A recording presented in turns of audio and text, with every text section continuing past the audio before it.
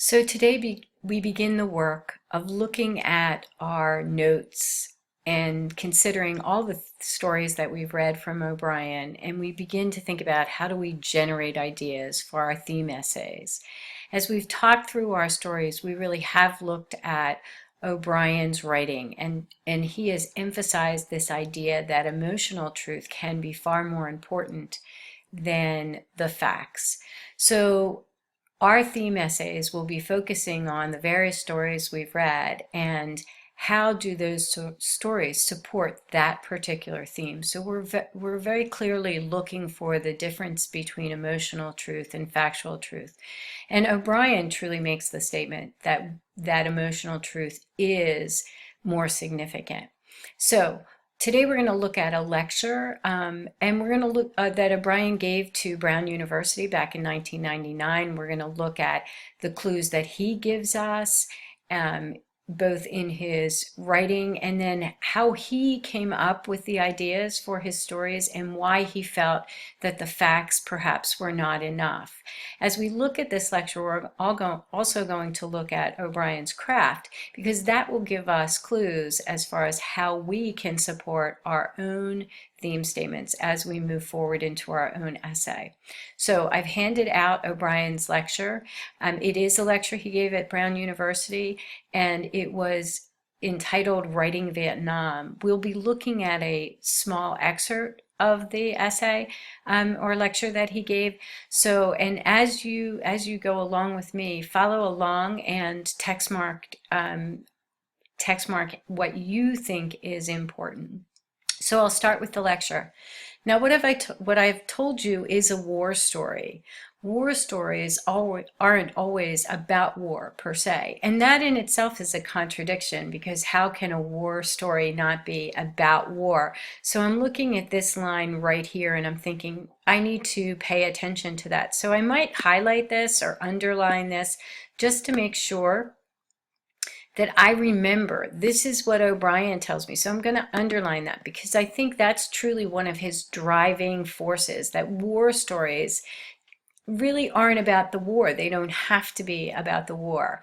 I move forward and he starts with, they aren't about bombs and bullets and military maneuvers. So again, I reflect back on what we've read already, and I think about the things they carried and how he talked about the things and the weight of what they carried. So I'm going to highlight these words because these are things. They aren't about tactics, another thing. So notice he starts with the things of war, the things we normally associate with war. They aren't about foxholes and canteens. So again, I'm going to take all of those descriptive words that I associate and highlight them. But then he goes on to say war stories, like any good story, is finally about the human heart. This is where I shift from things, because when I associate that word, when I associate the human heart with anything, I associate it with emotions. So I go here and I think about the idea of heart. And this is where O'Brien introduces me to the idea of emotion. I'm going to make that a little bit better. Okay. About the choices we make or fail to make, the forfeitures in our lives. Stories are to console and to inspire and to help us heal. So notice now I've got these words: console, inspire, heal. So clearly O'Brien talks to us here about emotions and feelings. These are feelings words, and they are in direct contrast to the thing or the material things that he originally pointed out to us that most of us associate with war. He goes on, stories are for those late hours in the night when you can't remember how you got from where you were to where you are. And a good war story, in my opinion, is a story that strikes you as important, not for war content, but for its heart content. So again, another very strong statement by O'Brien about war content, heart content. And he's already told us that these are the stories that keep us up late at night, that keep us thinking. It's not things that keep us up. It's the things we think about. So in in the first section of this lecture, he's clearly identified his emphasis is on emotional truth. So we go on, and this is where, and we've already looked at the Rainy River, so this helps us put that into context. The second reason I told you this story is that none of, so on the Rainy River, is true, or very little of it. It's invented. No Elroy, no Tip Top Lodge, no pig factory. I'm trying to think of what else. I've never been to the Rainy River in my life, not even close to it. I haven't been within 200 miles of the place. No boats. But although the story I invented is invented, it's still true, which is what fiction is all about. So here he defines fiction. He defines fiction, which is all invented. So again, I'm going to underline, I think I might bold that word. And he mentions fiction is invented. Okay. But then he comes back and says it's still true. So now what I have to look at is, how does O'Brien prove that this is still true? And then how do I prove my statement or my theme statement that emotional truth is stronger or more significant than factual truth sometimes?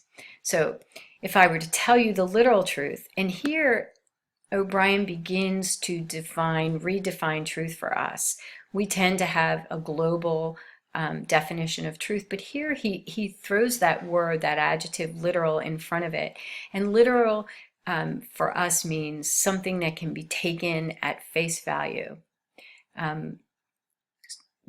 So we look at this and we talk about literal truth. Once again, I'm going to use a new highlight color. And so he has this idea of literal truth. And what happens in literal truth, the summer of 1968, is nowhere near what he's feeling. And here he talks about what I was feeling. So he begins to differentiate between feeling truth and factual truth. And so he tells us then, but it's a crappy story if I tell you I played golf and I worried about getting drafted. It doesn't open any door to what I was actually feeling in the summer of 1968. That's what fiction is for. It's for getting at the truth when the truth isn't sufficient for the truth. And that sounds like an incredibly contradictory statement. But when we think about it, how many times have we embellished stories or added emotion to a story, added little tiny facts that perhaps were not true, because we wanted to let people know how significant a particular event was for us? How many times have we added just that tiny bit of embellishment or enhancement? So this is where O'Brien really lays out the foundation for us as far as what we want to look for in his stories. And then the last two paragraphs deal with the pig factory is there for dreams of slaughter. So he tells us why he creates the symbols, why he represents certain things that did not happen or were not truly there in a symbolic fashion. So he has dreams of slaughter, but the pig factory is the only visual representation that he believes will convey the depth of the fear that he has. So here we have the pig factory. He talks to us about the pig factory, and we see that what it represents is the dreams of slaughter. So we begin to see how O'Brien uses physical things to represent emotion. In this case, again, the slaughterhouse and fear. All of these things were real inside of him, and in my own heart, I was certainly on that Rainy River, trying to decide what to do, whether to go to the war or not to go to it, say no or say yes. The story is still true, even though on one level it's not, it's made up. The point wasn't to pull a fast one any more than, Mark Twain is trying to pull a fast one in Huckleberry Finn. Stories make you believe that's what dialogue is for. That's what plot is for, and character. It's there to make you believe it as you're reading it. You don't read Huckleberry Finn saying, this never happened, this never happened, this never happened, this never happened. I mean, you don't do that. Or go to The Godfather and say, no horse head. And I think the Godfather reference is very relevant because that's something that we tend to clearly associate, that horse head, with the brutality and the violence that we associate with the mob. But if we just read the story of somebody being gunned down, it's nowhere near as effective as seeing that man wake up, and raise the blankets and have the bloody sheets with the horse head, his favorite horse, lying there decapitated in his bed. I mean, you don't think that way, you believe. And so he goes on to say, and a verisimilitude of and truth in that literal sense to me is ultimately irrelevant. What is relevant is the human heart. So he keeps taking us back to that idea of the emotion is what is the truth. And sometimes to just say I was sad is not enough for us as readers to truly get the sense of what he was feeling. And if you remember when we read Good Form, O'Brien very clearly states, I wanted you to feel what it felt like. I wanted you to feel like what it felt like to be a 17 or an 18-year-old leaving my country, my home country, the United States, and heading off to Vietnam, a place I had never been to, never seen, probably never even heard of.